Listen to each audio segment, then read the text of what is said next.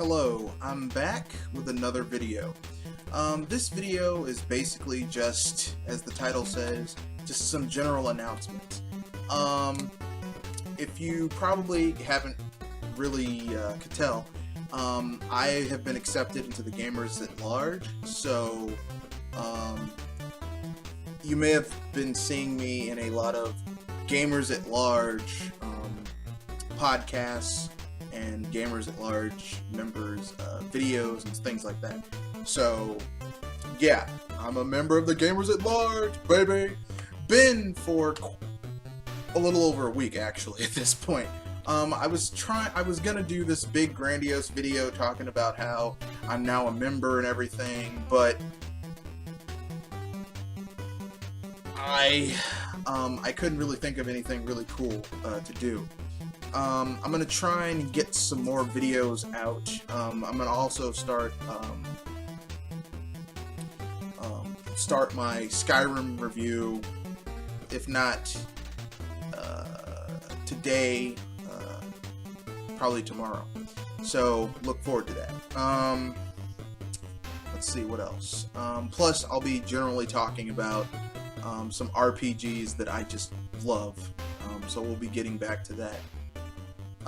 Aside from that, this is just some general announcements and news before we move into the main topic of this video. So here we go.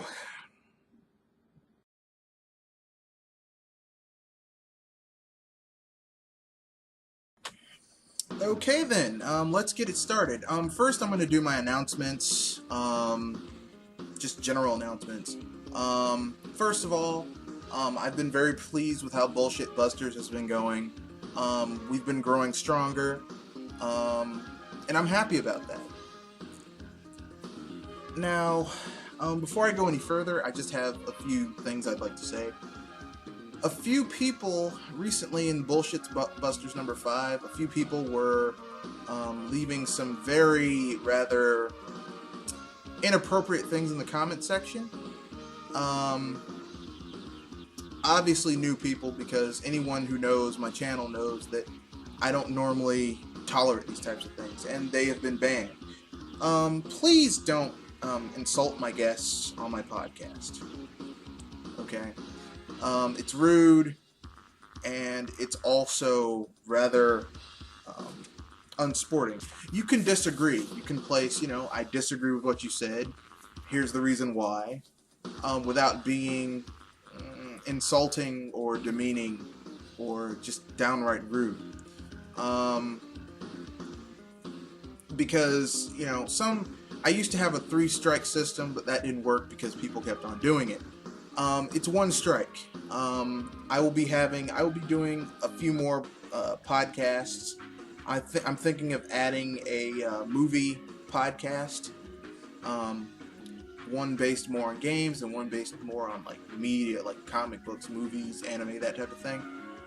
And I don't want people to feel that they're going to be harassed when they come onto my channel for my videos during podcasts. I don't like that. It's rude, it's demeaning, and first, it shows the caliber of the type of people who would do that. And, look, I've always wanted to be a classy type person, not a classless type person. And it's a classless type person that goes around doing these types of things. So, I mean, aspire for greater things and don't insult people and be, just don't be an asshole. That's all I'm saying. So with that out of the way, on to the second announcement. As I said, I'm a member of the Gamers at Large podcast. You will see in most of my future videos, I will be plugging the Gamers at Large, Francis, Nintendo, Jamie Butterworth, those types of people, Player Essence, P Nintendo, that type of stuff. To tell you the truth, just a little brief blurb. I was following the Gamers at Large before they became the Gamers at Large. I followed them after they became the Gamers at Large, and I really admire what they've been doing. And as soon as I found out that you could apply for it, I applied so that basically I could, I wanted to be a part of a no drama, no BS, not very biased against or for certain things, You know, real gamers that, you know, don't let anyone pull bullshit on them and try to keep it real. And not like when keeping it real goes wrong from the Chappelle show, like really keeping it real. You know, we like to play games, that's what we like to do. So I'm happy to say that I'm now a member.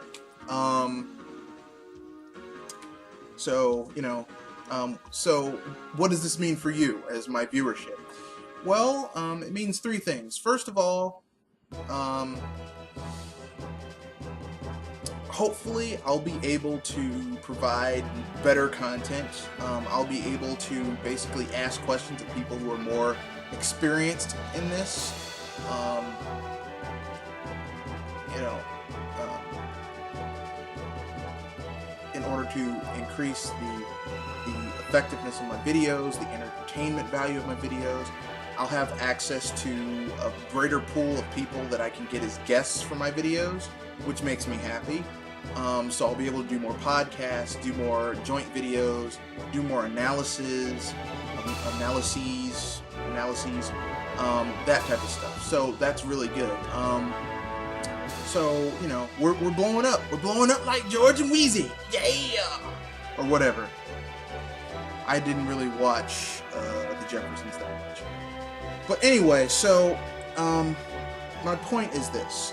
Basically, gaming, this channel will continue to be about gaming. As you know, I'm a retro gamer. I have many different consoles, but I primarily will talk about Nintendo and the woes of the modern part of the industry. But you know, don't hesitate to disagree with me. But remember, keep it civil, or you will be banned. So with that out the way, we'll move into the main topic, which is, the title says, why first party matters. So after the cut.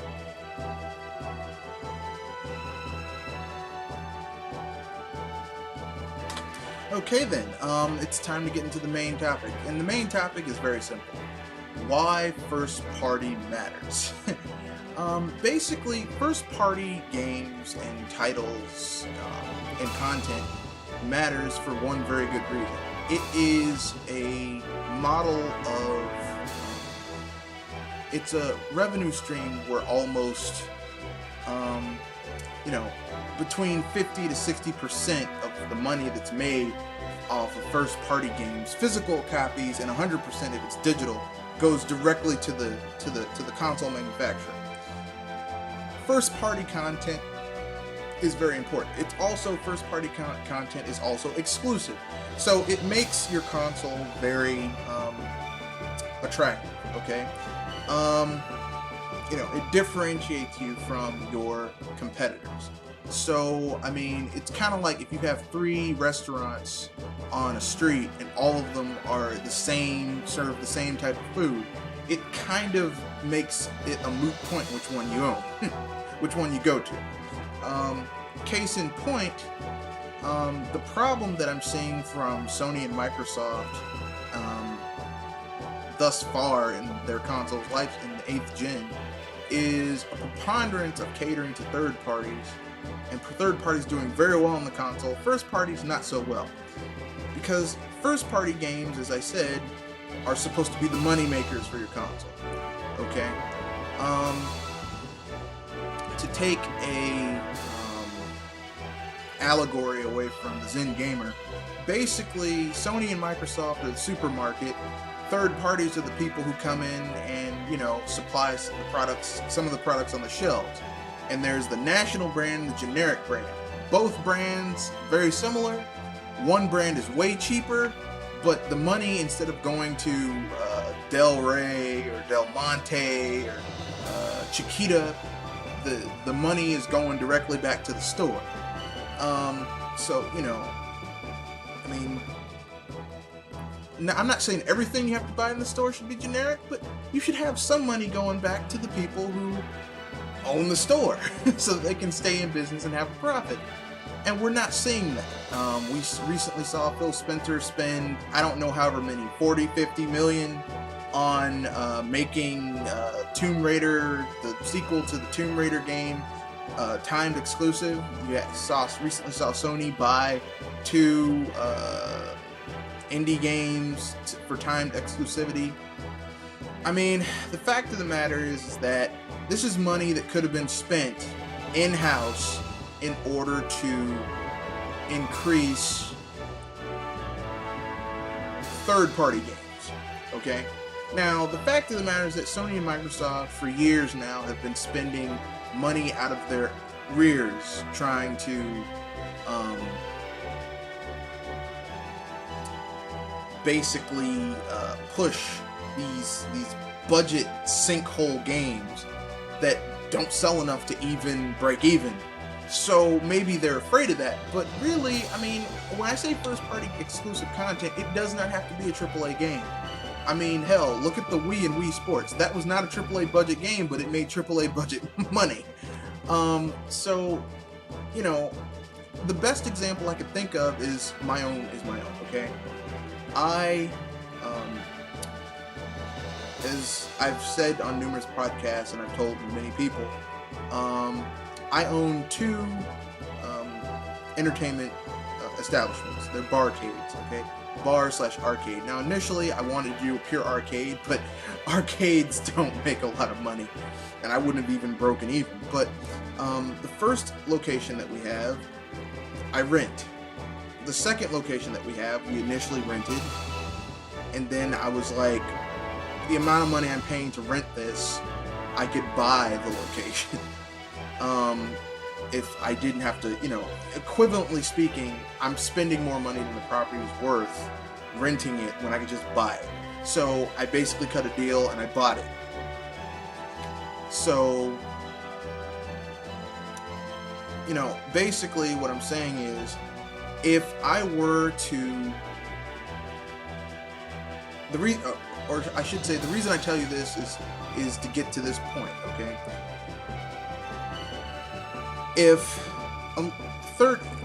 Think of my businesses as a console, right? Okay? Now,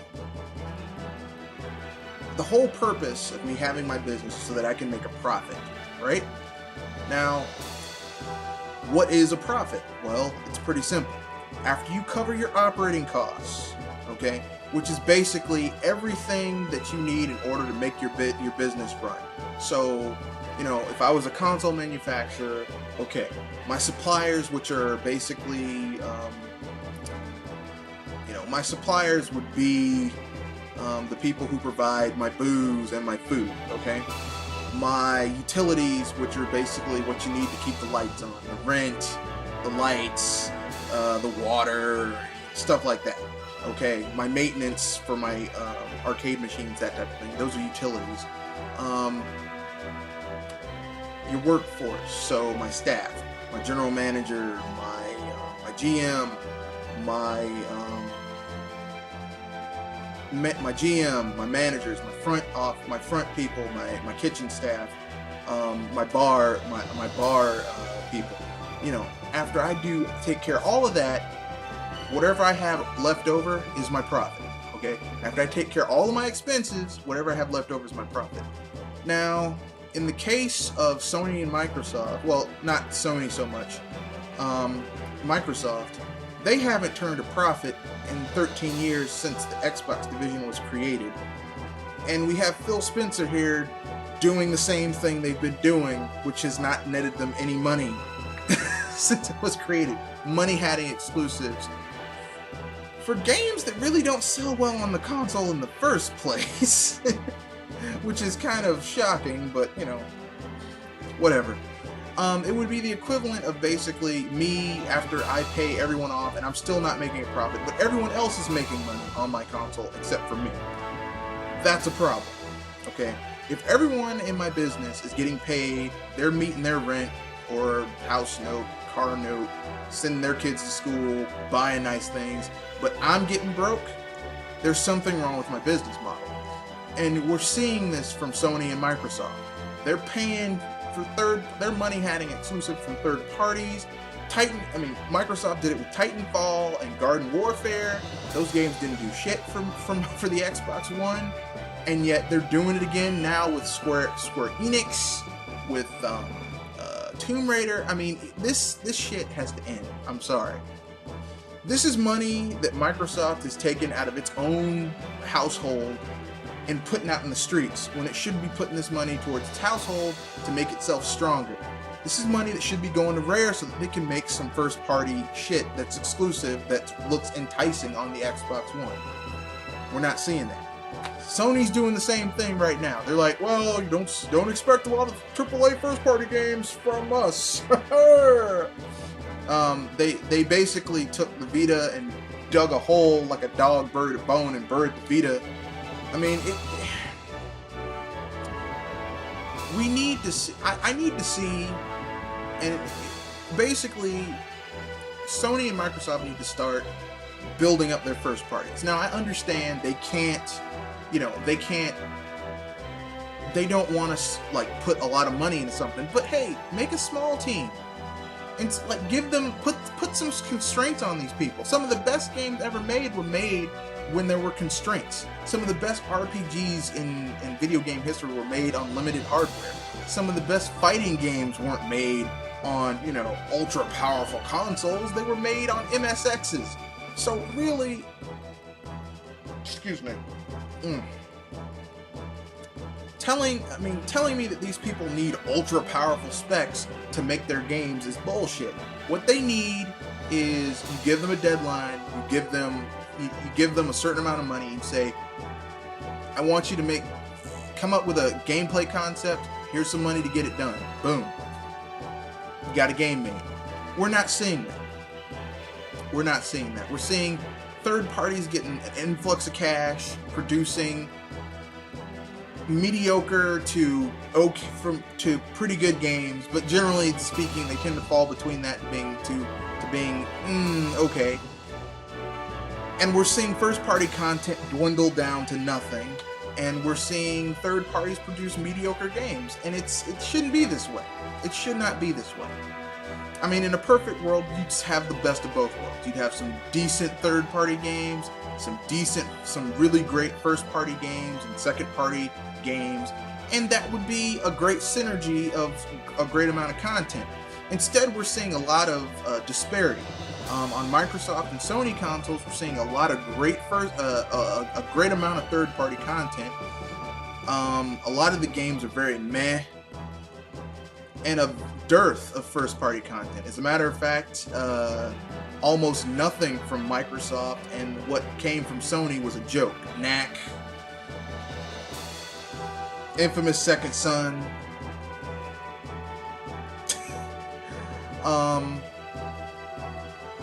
And on Nintendo consoles, we're seeing the opposite thing. Lack of third-party support, dynamite first-party support. So, I mean, there's major imbalance in the industry right now, and it needs to be corrected, okay? I don't want to see Microsoft I don't want to see the Xbox go the way of the dodo, okay? I don't want to see Sony not make another console.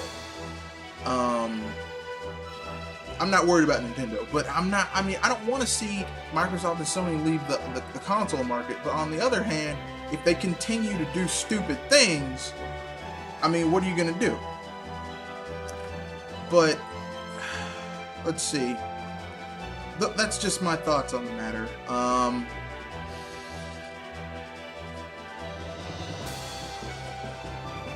So, with that, I bid you adieu. Have a good day. Remember, gamers at large, all the information for all the important folk at the thing is in the bottom. So, yeah.